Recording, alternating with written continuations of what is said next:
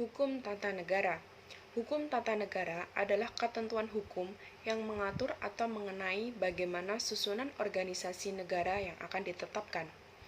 Adapun pendapat hukum tata negara menurut para pakar berdasarkan kutipan dari buku Pengantar Hukum Indonesia karangan Haji Muhammad Reski Pahlawan MPSHMH, Asip Suyadi SHMH, dan Wahib SHMH, yakni Afi DC mengatakan, hukum tata negara sebagian hukum yang menunjukkan segala peraturan yang berisi secara langsung atau tidak langsung tentang pembagian kekuasaan dan pelaksanaan tertinggi dalam suatu negara. Cornelis van Vollenhoven mengatakan, hukum tata negara mengatur semua masyarakat hukum atasan dan masyarakat hukum bawah menurut tingkatannya.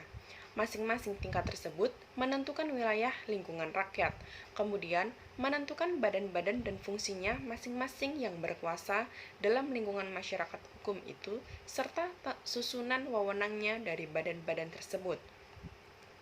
Van Apeldoorn mendefinisikan, hukum tata negara dalam arti luas juga mengenai hukum tata usaha negara.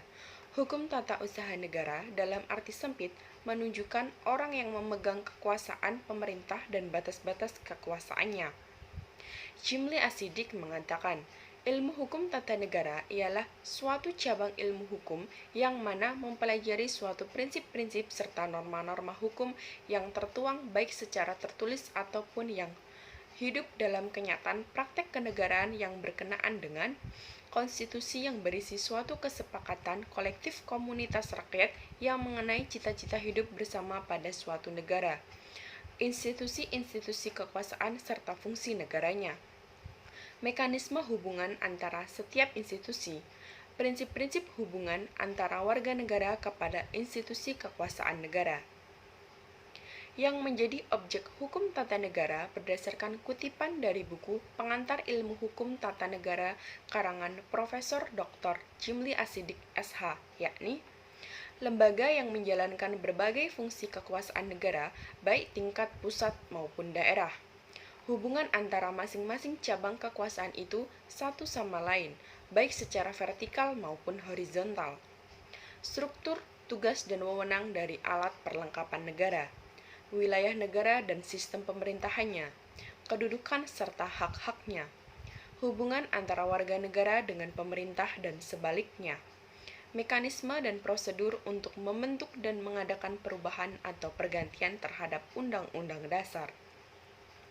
Sumber hukum formil ketatanegaraan menurut para pakar berdasarkan kutipan dari buku Pengantar Hukum Indonesia karangan Haji Muhammad Reski Pahlawan MPSHMH, Asip Suyadi SHMH, dan Wahib SHMH, yakni 1. Undang-Undang Dasar 1945. 2. Ketetapan MPR. 3. Undang-undang atau Perpu. 4. Peraturan pemerintah. 5. Keputusan Presiden. 6. Peraturan pelaksana lainnya, peraturan menteri, instruksi menteri, dan lain-lain.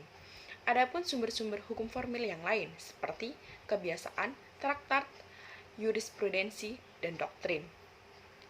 Kelembagaan yang ada di Indonesia menurut Konstitusi RIS, yakni Presiden Republik Indonesia, Majelis Permusyawaratan Rakyat, Dewan Perwakilan Daerah, Mahkamah Konstitusi, Mahkamah Agung, Badan Pemeriksa Keuangan, Komisi Pemberantasan Korupsi, dan Komisi Yudisial.